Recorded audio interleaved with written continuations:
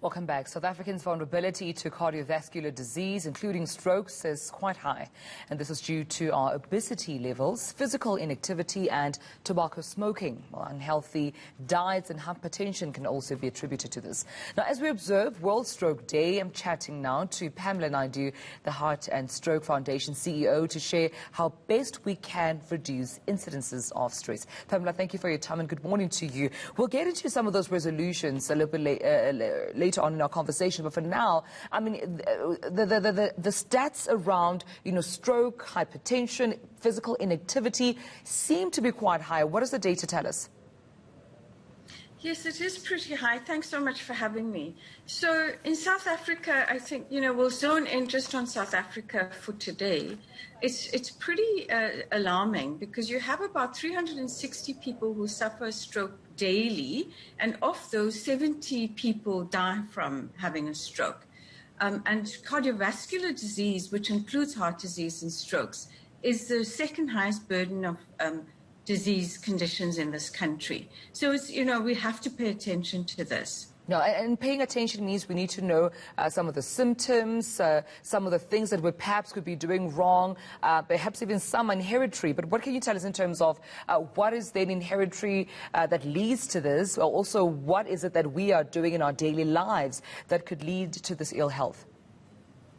Yes, yeah, that's an important question. So I think the good news, without, sounding like it's all gloom and doom, is that about 70 to 80% of the drivers for strokes and heart disease is really about lifestyle or behavior modification. So it is really, factors that we can control. And it's only about 20 to 30% of the drivers that are where you're genetically predisposed to having a stroke.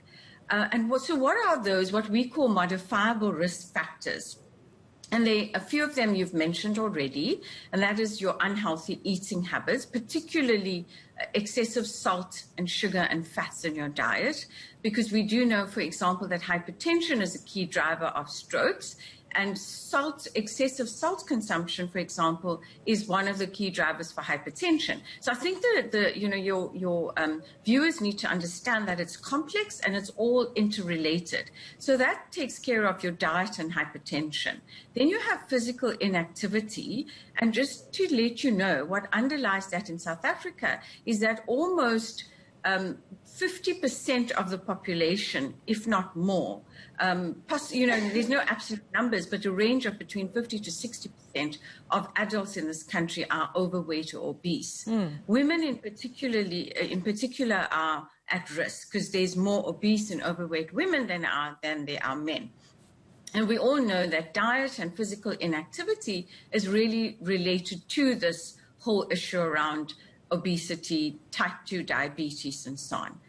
And then a very key one, which I want our viewers to pay attention to, is tobacco smoking, in particular for heart disease and strokes. It's really one of the most potent, I would say, risk factors, because tobacco smoking, it doubles the risk of a stroke and it triples the risk for heart disease. So tobacco smoking, there's no halfway measure.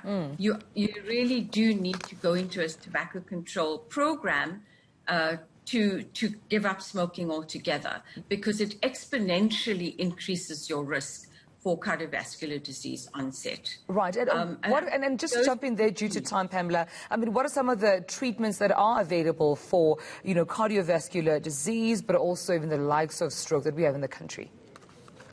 Yes, very good question. So very quickly, I'm going to tell the viewers about the FAST, which is an acronym for them to know how to look out for symptoms and then what to do about it. So if you're having a stroke, you're not going to know that you're having a stroke. You will, but you can't express yourself. So, look out for one-sided effect. So if you have a face that's drooping and you can't speak properly, and you can't raise, your right arm, for example.